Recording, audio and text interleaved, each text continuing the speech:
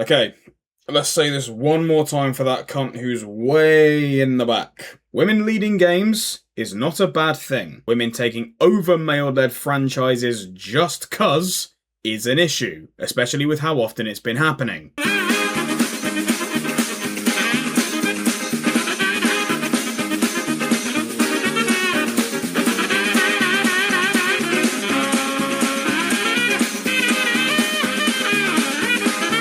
So earlier this week, PlayStation had their State of Play where a few things were announced. I didn't really take notice of much of it. Until Dawn looks pretty interesting, and I was a big fan of the first one, so that's kind of exciting for me. Wolverine's shown Jean Grey, and I'm just questioning why have they been superheroing for a while yet no X-Men? But the main takeaway, and the thing that is receiving a lot of backlash, is God of War featuring Kratos' wife. Faye is getting her own game set in the afterlife of the gods, even though she isn't a god, that features a talking cube of jelly and some pieces of string. Jack Quaid is going to be playing the Jello Cube Frank, and the ribbons on the sword are probably of Asian myth, as a lot of swords were adorned with these kinds of ribbons, and the voice actress is Asian, because of course you can only voice and play who you actually are in real life. Listening to Huey yell commands at me in a fight is going to give me such a fucking headache. The sword is rumoured to be Excalibur, which then begs the question of why are Asian mythology ribbons on a European mythology sword in a 3D square of goop? A lot of counterpoints to this game I've been seeing are that Faye looks ugly. She definitely looks a hell of a lot better than Forbidden West Aloy and that bitch from Star Wars Outlaws, and Deborah Ann Woll is a beautiful woman. But I do have to say they have done a method of uglifying a stunning woman like they normally do, because I guess pretty can't exist in gaming today. She does look pretty rough. Imagine how she would look if the Stellar Blade devs made her. Another is the gameplay looks out of place, which I can't really find myself agreeing with this one. Kratos himself said that Faye fought gracefully or beautifully, and she's looking pretty elegant in her moveset. And I guess instead of exchanging rings, Kratos gave her his air combos. The main problem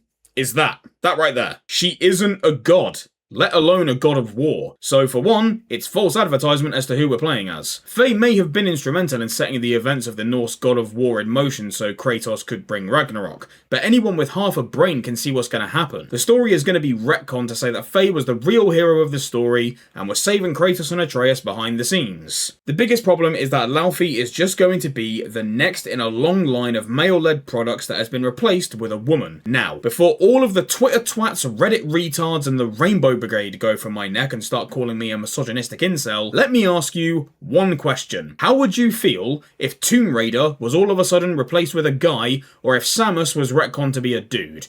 You would lose your shit. So would we. I don't want to play a Tomb Raider game as anyone except Lara Croft. Lara is Tomb Raider. Samus is the face of Metroid. So why is it that when a male gets replaced by a female, we don't receive the same defense that female-led franchises get? Why is one side of the aisle protected, yet we're labeled everything under the sun when we want to keep ours? It's just basic decency being ignored, and your double standards are on full display. Us guys are just so tired of this that we're finally vocalizing our frustrations because we've had enough. Kratos is the god of war. I have one very simple fix for this game. You either change the title, even to something just as simple as Tales of War, or you make this an extended DLC for God of War Ragnarok. The only reason they're doing this is for SEO, search engine optimization. It's cheap and it won't work. The very loud minority will buy this and the rest just can't be fucked anymore. I mean, when you have the original creator of God of War coming out and saying that this looks generic,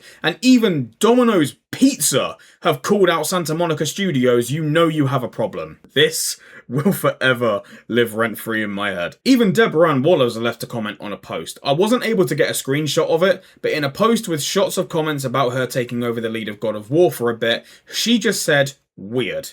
Now, Deborah, piece of advice for you. Stop there. Don't say anything negative further past this. If you want to save the face of your game and try your best to sell it to as many people as possible, don't insult the ones who don't like the idea back, because they are the majority of your potential audience. Use it as an opportunity to try and change our minds. Way too many have fallen for the trap, and all it's done is result in a loss of interest. Who remembers Rachel Zegler and Brie Larson? Insulting the majority of your potential audience is not a good way to get the kind of attention that you want. Instead, say that you can see the arguments being made, but that everyone involved is committed to making an awesome game that we will hopefully give a chance and enjoy. That's it! This will shut up 90% of people. The remaining 10% are the people who genuinely have nothing but ill will and are the ones who give guys and gamers a bad name. The concept of the world that Laufey is taking place in, it does actually seem quite cool to me. So, let's play devil's advocate and say that giants are treated on the same level as literal gods. I mean, apparently Faye did fight Kratos to a standstill. So Faye is able to go to what I think is called the Everyone. Having gods from all kinds of previous mythologies and beliefs all in one place, that's pretty sweet. The Greek gods have to be here somewhere. So how much cooler would it be if Kratos was coming face to face with Athena, Zeus and Ares? How awesome and explosive would that be? Kratos is also a changed man at this point. You could take that encounter in so many different directions. But is this a story that really needed to be told? Is this really so important that Santa Monica are taking resources away from the next actual God of War to make this? We are due for another Kratos entry, and of course everyone is wanting Egypt, which I think is all but confirmed at this point.